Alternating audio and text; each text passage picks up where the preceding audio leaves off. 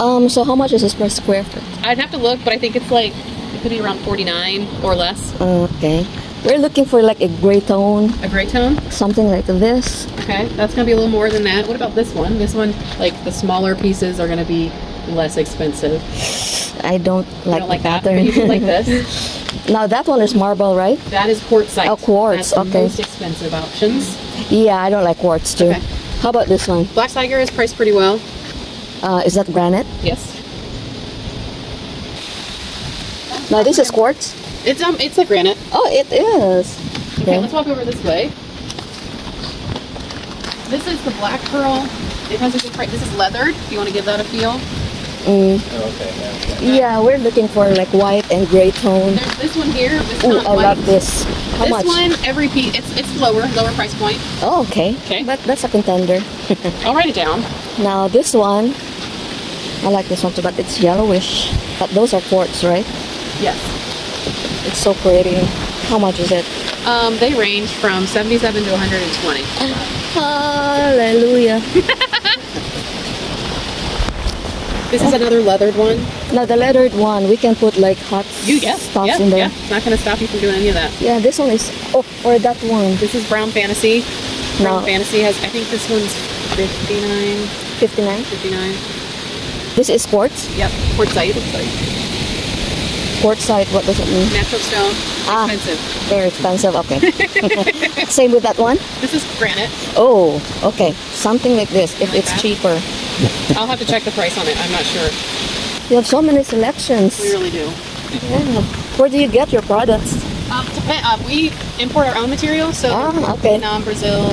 Oh, okay. If we buy your products, can you give that to me for free?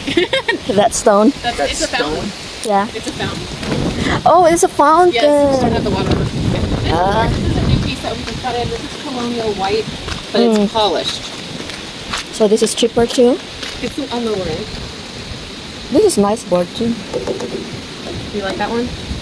Yeah, anything that has white and gray. Or this one. Oh, this is marble? It's dolomite, so it's a little softer than granite. So yun na nga guys, kala ko barato lang. Nako, yun yung mga presyo na inalagay ko dyan ay presyo sa mga countertop na bibilhin namin para sa maliit naming kusina. Oh my gosh! Para lang sa maliit na kusina guys, parang ang presyo niya ay isang bahay na din sa atin. Woo!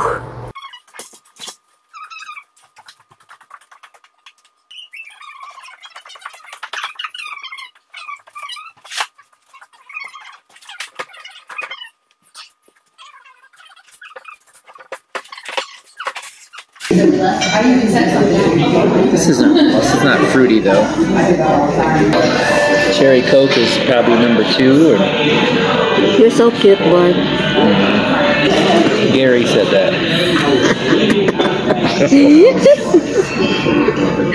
Guys, talking about Gary, yung contractor namin sa labas ba. My gosh. Bumuto na talaga ako guys. What's bumuto in English? I already erupted in anger this morning. Can you tell them what happened? Some yelling. I just heard some loud voices. Really? Or a loud voice in the next room. And then? I was trying not to listen because I had music on or something in the background. Like, okay, she's upset. Yep. Well, I mean, it's been a couple months in the making. It's like wait and wait and wait and wait. Not a couple of months, it's almost 4 months. So yung nangyari ko guys, he promised that he will go to the house yesterday para i-deliver yung mga dapat niya i-deliver. Alam niyo naman na palagi niya kaming ini-Indian. Alam niyo kung anong ginawa niya guys. Binalikas ba? Tapos, he said the F word. Sabi niya, I'm gonna effing sue you, something like that. Sabi ko, yeah, go on. Naku, hinang-apan pa naman ako. Hi guys! Kumusta po kayo? Ito po si Marilyn, your friend, La Filipina Carpentera here in America. It's another day guys. Actually, it's another morning kasi alas 4 na ng umaga. Wala pa po akong tulog at saka wala pa akong hapunan at saka umagahan. So, magkakain ako. Tama ba yun? Kakain ako ng dinner at saka breakfast. And I will present to you guys kung paano ako kakain ng mga social at saka healthy na pagkain. So, stay tuned at saka sana panoorin nyo hanggang sa dulo, okay? So, ito na po yung mga pagkain ko. Yan, first and foremost is dapat kain tayo ng healthy. Di ba tayong tumatanda na ay bumabata pa, kailangan natin talagang mag-ingat sa ating mga pagkain. So, tingnan nyo, meron tayong fruits. So, yan yung orange mandarin. Mandarin guys, orange talaga. Mayroon ba namang itim na mandarin? Naku naman itong si Carpentera. But anyway, paparisa natin yan ng itlog, diba? Yung body natin, kailangan yung mga muscles natin, kailangan ng protein. So, in addition to that, meron din tayong, pinakuluan ko itong, spare ribs, pork ribs. Kaya lang, hindi ko na init, so prinito ko na lang. And with matching Mother's Best sweet and sour sauce. Kaya lang walang expiry guys. Walang expiry date na nakalagay dyan. Hopefully hindi pa yan expired since 2008. Anyway, guys, so yan lang po yung mga healthy food natin. At syempre, dahil tayo ay health conscious, kakain din tayo ng pang-energy. Yung pang-energy natin ay isang katutang kanin. Yan. Ubusin ko ito. At syempre pa guys, dahil healthy tayo, kailangan din nating may dessert. Yan ice cream. Healthy kasi tayo O yan ha. Tapos hindi ko ipakita sa inyo yung buong table kasi meron akong visitor dyan na I don't know, iwan ko lang kung anong gagawin ko dyan. But anyway, syempre, may additional pa tayo na may pang finale, isang appetizer. Tayong mga social guys, dapat may appetizer talaga tayo, di ba? Yung appetizer ko social talaga kasi isa siyang finger food. Yan, finger food. Kasi tayong mga social, dapat may finger food din tayo, di ba? Bulad or daing or however you call it in Tagalog. So yan, tayong mga social, kain-kain din tayo ng bulad guys. Amen, let's eat. Bon appetit! Okay, kita nyo yung ulam ko. Ito yung ulam ng mga socials, guys, ng mga mayaman, tuyo. Joke. But anyway, ito po yung kanin ko, ha? Init, guys. Init.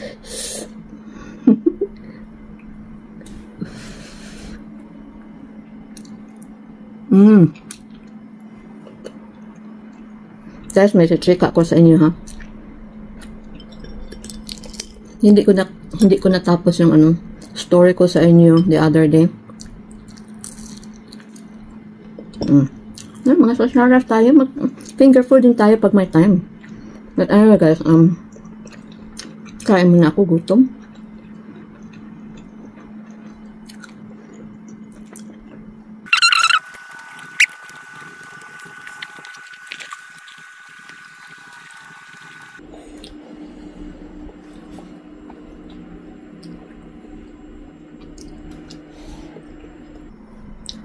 Hirap.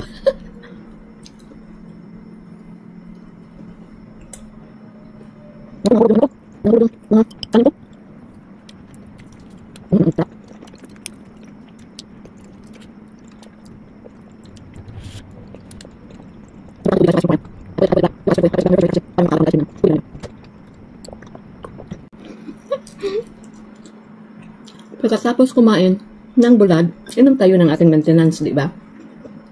Tayo mga bumabata na, kaya naman tayo mag-maintenance.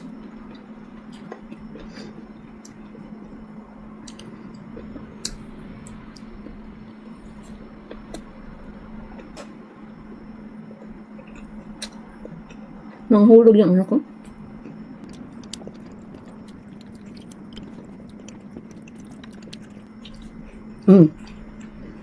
Naikat-pinto ko sa inyo. Kabahin is about tungkol sa aming contractor. Doon ba yung yung landscaper namin.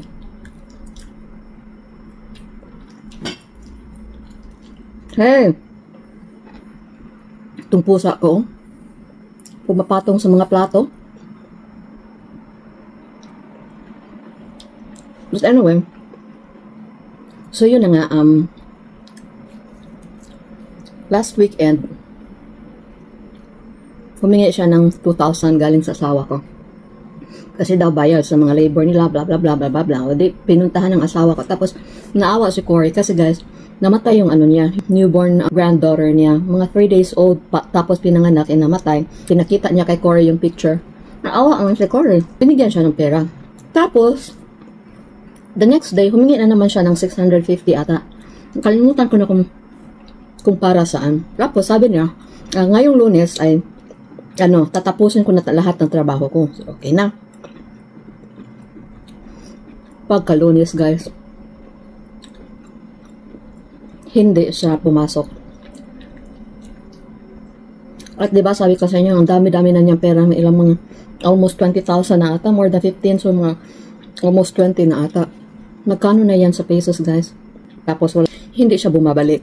When Corey arrived home, kasi it was in the afternoon, so sinabi ko sa kanya, did our contractor, landscaper slash whatever, all around kasi siya, did he go and finish his job? Kasi kailangan na namin talagang may mga ma-situate na yung mga lahat-lahat na nasa labas ng bahay kasi malapit na yung deadline namin. Bibigyan kami ng fine pag natapos na yung due date na kailangan ayusin namin yung front kasi may HOA Homeowners Association. So, pag natapos na yung deadline na binigay nila, tapos hindi pa tapos yung mga landscaping, yung mga flowers, yung mga blah blah blah, may fine na kami. So, sinabi ko sa kanya, please have mercy. Oh yeah, sure, walang problema yun. Sabi niya ganun. Tapos, humingi ng pera na naman. Kami, hindi namin kasi kailangan ko nito, kailangan ko ng topper, kailangan ko ng pig gravel. Hindi naman namin alam kung ano yun, para sa ano yung. Kaya, bigay lang kami ng bigay because we trust him, So, anyway, come Monday, pumunta si Corey doon. Ang sabi ko, pumunta ba yung contractor natin? Nako si Corey, guys. Kasi parang feeling niya niluloko siya ba? Pinakita pa siya, guys. Itong taong ito, diba? Sinabi ko sa inyo, may mga sakuna na nangyari na sa kanya. Na-disgrasya yung crew niya. Number 1. Ewan ko kung ilang libo yung nabayad niya sa emergency. Number 2 is yung na-rear-ended siya. Nabangga yung sasakyan niya. Number 3 is namatay yung yung apo niya. Number 4 is binuhawi yung bahay nila, guys. Yung malakas na hangin at saka ulan. Kasi nagbagyo last 2 weeks ago.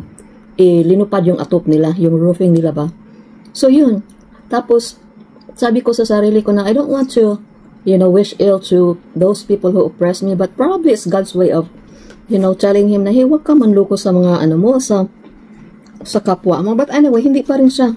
Promise na ng promise. So, I will be there. I will finish promise. Tapos, hingi ng ilang libo. So, yun, si Corey, napuno na siya. Tapos, naawa ko sa asawa ko. Ginano niya yung ulo niya. Sumigaw siya ba dito sa bahay namin. Yung asawa ko, guys, if you would know him personally, he's a very, very laid-back person. He is very gentle and he never think ill of anybody. Malaki yung pasensya na malaki yung he operates his life with trust on people. So yun, pero guys, napuno na siya talaga. Punong-puno na siya. Second time in our 18 years of marriage, going to 18 years, second time ko na nakita na ganun siya kagalit na parang yung susuntukin niya, sinuntok ata niya yung bed namin. Ganun na siya kagalit, guys. So, kasi feeling namin ba na inuuto na talaga kami. And okay lang kung hundreds lang, guys. Thousands yung kinukuha niya sa amin. But anyway, so yun, sabi ni Corey, you tell that SOB, I'm gonna punch you, said yung, guys, hindi, diba sa Bible na in your anger, do not sin? I think at that time, nagkasala yung asawa ko kasi grabe na talaga yung thinking niya. Kasi taga dito na yung gastos namin, wala na kaming pera, tapos hingi pa rin siya ng hingi. Tapos okay, punta ako dyan ngayong Lunes, wala. So yun, napuno na si Corey, I'm gonna punch his head, I'm gonna, yung ganun ba. So nataranta ako, sabi ko, hey, come here. Pinahiga ko siya, sabi ko, come here. Tapos, after naglaylo na siya, mga after 5 minutes, sabi niya, I'm really bad, ang sama kong tao. So, sabi ko, bakit? Sabi ko, dapat hindi ko sinabi yun, I'm gonna punch his head, I'm gonna shoot his head or something like that. Ingon, sabi ko na, Yeah, in our anger, we're not supposed to sin. But remember that time when I got so angry with my family member, sabihin kong pupusilin ko mga taong ito. Sinabi ko sa kanya ba, so you're not the only one who like was really out of desperation and anger that you said anything. Although nagkasala tayo kasi sabi ni Lord na hindi tayo dapat magkasala kahit nagalit na tayo. But I think God understands. Inuuto niya tayo ng ilang libo. Siguro magkano ba yung 15 to 20,000 in pesos? Almost million, no? Or whatever, however. So, hindi po yung pinupulot namin sa daan. But anyway, so, ako yung napasakay sa asawa ko. It's okay, it's okay. I'll deal with it. Sabi ko sa asawa ko, akong bahala. Ako magde-deal sa kanya. The next morning, mga alas 8:30 ng umaga, Tuesday, tinext ko siya. Sabi ko, binigyan ka namin ng advance payment para sa fireplace, ilang libo yun. No, hundreds only. Binigyan ka namin ng pera para sa hagdan sa grahe, binigyan ka namin ng advance payment. Binigyan ka namin ng advance payment para sa railing sa grahe. Binigyan ka namin ng pera para bili ng mud, bili ng, in other words, thousands and thousands in advance. Binigyan ka namin ng pera. Sinabi ko na, pag hindi mo ma-deliver ang promise mo, you have today, babawiin ko las. Palagi nila akong babawiin. But serious, I was already serious. That time I said, babawiin ko lahat ng binigay namin sa iyo. Ibalik mo yung binayad namin. Nako, di tumawag siya. Sabi niya, Marilyn, what do you mean by this? Sabi ko, we have been waiting for almost 4 months already. 4 months. Almost 4 months. And you have not delivered anything to us. Sabi ko gano'n. Siyempre, may nagawa na siya. Pero, dapat yung mga trabaho na binigay namin sa kanya, dapat matapos na in 1 month, 1 to 2 months. Napuforma sa, palagi lang kami hintay, ang laki na ng gasto namin. So sabi ko sa kanya, we have waited for you. We cannot wait anymore. Naku guys, sinabihan pa naman akong, you know what? I'm going to go to the effing civil office and I'm gonna sue the effing out of you. In other words guys, ikihan niya kami. Tapos after that, hinangapan niya ako. Dapat wala siyang karapatan manghang up sa akin kasi ako lang ang may karapatan manghang up sa iba. Joke. But anyway, doon na uminit yung ulo ko guys. Parang nawala yung pagka-Kristiyano ko ba? Parang nawala yung pagkadalagang Pilipina ko ba? Dalagang ulang Pilipina. Tinawagan ko siya. Anak ko, palagi kong tumawag. First, second, third, fourth. Hindi niya pinipick up guys. Nag-leave ako ng message. Sabi ko, yes, you can go to the civil office or wherever you are going, but if you will not call me, I'm gonna go to the police station and have you blotted. In other words, kung hindi mo ako tatawagan ngayon din, pupunta akong police at ipablatter kita. Nako guys, tumawag siya, natakot. Pagtawag niya guys, doon na bumuhos lahat ng hinanakit ko sa kanya. Sabi ko, mukha kang pera. Is always asking for money. Always asking for money, yet you don't deliver what you're paid for. Sabi ko ganun. Sabi niya, Marilyn, I said, you always promised. You promised last week that you're going to come yesterday, but you did not. Sabi niya, kasi di ba humingi ako ng pambayad ng rent ng truck, hindi mo ako binigyan. It's like, kabago-bago lang namin bumigay sa iyo ng 2,000 and then 650, tapos mag-aas ka na naman ng pera. Sabi ko, ganun ba? Sabi ko, 3 weeks ago, we gave you 1,200 or 300 because you said that you're going to rent a dump truck so that you can deliver the dirt, yung mga soil na kailangan namin. Guys, hindi siya nag-rent ng dump truck. Yung dump truck na yung ginamit niya, hinuthutan niya kami ng worth 1,300 for that alone, for the dirt alone. Kasi yung dirt, yung soil na kailangan namin, libre guys, walang bayad. So sabi niya magre-renta daw siya ng dump truck. Dump truck pala niya yung ginagamit niya. So sabi ko, hingi ka na naman ng pera. We just paid you 1,300 for rental of dump truck. Now where are the... Lord God, please forgive me. Nako, sinalbahin niya ako. 1, 2 beses siyang gumamit ng F word. O di, binalikan ko siya ng 10. Sabi kong ganun. Like, where in the world is my effing money? Like, you are always asking for money, juicing money out from us. Like, what else do you want from us? Binigyan na kita siya. Oh, dinalhan ko na kayo ng dirt, ng lupa doon, para itapak doon sa property namin. So, yeah, kita ko yun. Ano, yun lang, yung ilang tapok lang. Binigyan kita ng 1,300 na pera, tapos bigyan mo lang kami ng 2 tapok na worth na soil. Where is the remaining money? So, doon, kumalma siya. Tapos sabi ko, hingi ka naman ng pera. We just gave you 2,000 last weekend, and then I gave you 650, and 2 weeks ago, I gave you 1,300 for the dirt. Where is my effing dirt now? Sabi kong ganun, kasi kailangan namin ng lupa na itapak doon sa mga bulubundukin naming lugar. Sabi, where are the effing... Like, yes, you delivered us dirt, pero it's worth $300. Where is the remaining money? Where's my 1,000 that I've overpaid you for that? Siya, oh, i-deliver ko bukas yan. No, the problem with you is you always promise. You always promise, you will do this, you will do that tomorrow. You give us like sweet talks so that you can juice money from us. Well, enough of that nonsense, okay? So, hinangapan ko siya. Tapos, tawag. Sabi ko, hello. But Marilyn, you have to understand, I've been working my butt off for, even if it's so hot, I've been working, blah, blah, blah. I said, yes, you've been working, but you brought that to yourself. Kung ginawa mo yun, yung trabaho mo, if you did that 3 months ago, you wouldn't be working under the heat of the sun now. Whose fault is it? Whose effing fault is it?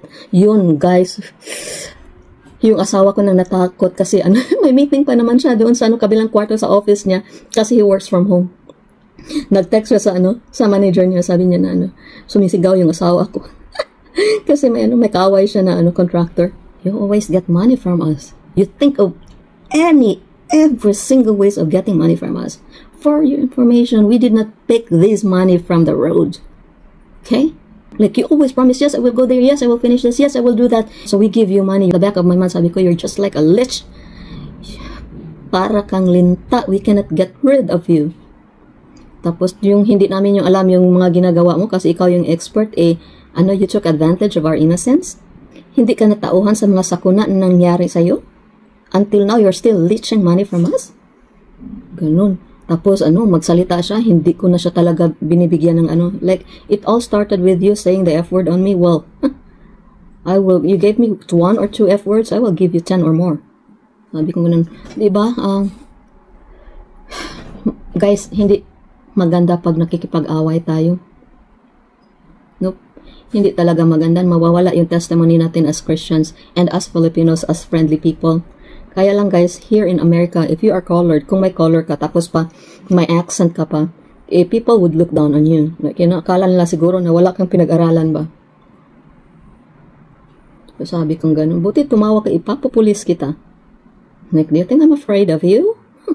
Wala akong kinakatakutan. Like, I don't start a fight, but I don't run away from one. Wag mo lang akong subukan. Tapos, nung sinabi ko yun kay Cory, natawa si Cory, sabi niya, ikiha ka niya? Bakit ka ikikiha Ang dami mong pera nabigay sa kanya. Tapos sabi kong, binigyan ko siya ng ultimatum, sige, pag hindi ka tatawag sa akin, kita tayo sa police. Yun, tumawag. But anyway, the 18 years of my stay here in America, this is, I think, the second time that I really screamed at somebody na yung hapit na mapaos yung boses ko. Yung unang sinigawan ko is yung tenant namin, yung isang property namin na pinarent namin doon sa kaibigan namin, yun pala drug addict, tapos nabibinta siya ng drugs doon sa bahay namin. Oh my gosh, like, kala mo siguro hindi nagagalit yung mga Kristiyano, nagagalit, wag mong gawin na drug den yung bahay namin kasi galing yan sa pawis namin. Yun, sinigawan ko siya. So this is the second time na parang maubos yung boses ko, like. But anyway, so kumalma siya, tapos sabi, guys, alam yung nangyari. Hinangapan ko na naman siya, tumawag na naman siya. It's like, kinexan ko siya, sabi ko, I cannot talk right now, I'm so tired. Kasi around that time, sakit na yung ulo ko, na-exerted na yung emotions ko, sakit na, nagka-migraine na ako, and I think my blood pressure went up. So sabi ko, I'm so tired. Tumawag pa rin. So, I picked up the phone and I said, I'm so tired. I cannot talk anymore. I don't know what to say. I'm feeling like my head, my brain is fogged up. Like, I need to rest. Tapos sabi niya na, no, Marilyn, I just want to let you know that I'm on my way to get the dirt now, okay? Naulian na siya. Okay, so I'm going to spend the entire day, hauling dirt so that when you come back, nag-listen lang ako. Tapos, okay, thank you. And okay, I just want to let you know, sabi niya ganun. Sabi niya before daw siya makastart ng kailangan daw mag-process siya ng permit before siya makastart ng yung pinapagawa namin. So, akala ko, nag-process siya ng permit, tapos siningan niya ako ng $500 kasi performance fee daw to be refunded once the work is done. Di tinawagan ko yung yung office na a-applyan niya ng permit para sa trabaho niya. Guys, hindi pala siya nag-apply. Tapos binulsan niya yung aking $500. So, pagtawag niya ulit sa akin, kalma na ako kasi naka-express na ako sa galit ko. Sinabihan pa naman akong, alam mo yung door, Marilyn, yung binta ko lang sa'yo ng 200, 2,400, I said, you liar. Hindi niya alam na tumawag si Cory doon sa kaibigan niya na nagbinta doon sa door. Sabi niya 2,200, 2,400 something. Guys, it's only $800. Sabi ko, you lied to me. You lied to me. You said it's 2,400. For your information, it's only 800. Like, yeah, but that was after. I don't care if that's after discount or whatever. You told us 2,400. You made us believe that it's 2,000. You are lying. Hindi ko siya sinabing you are a liar. Sabi ko, you're lying. And I also talked to the office, to the HOA office. I thought you've already applied for a permit for your work in our house. Yun, parang nagulat siya na nalaman ko ba na nag-investigate ako. Sabi ko, and you got 500, you took 500 from us for, the office said that they don't collect $500 for that kind of project. You lied to me again. So yun na, parang galit na talaga ako ba? Like, Lord, I think okay lang naman na magalit ka basta nasa tama ka, di ba?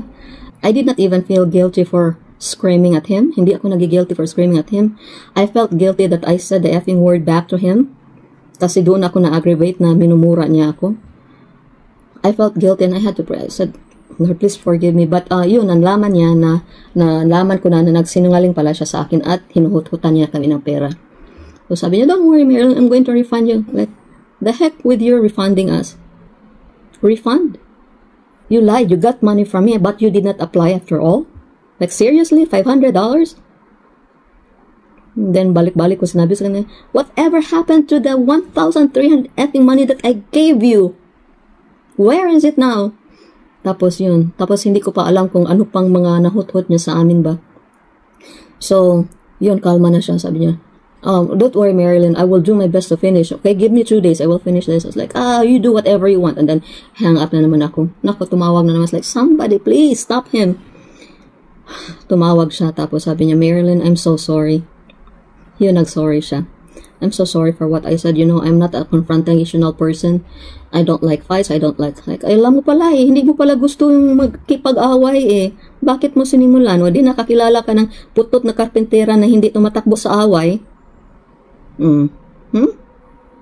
Kala mo siguro tatakbo ako kasi malaki ka? Like, if you want war, I'll give you war. I'll be there in my red stilettos. In other words, gusto mong gera? I will be there. Mag-high heels pa ako ng pula.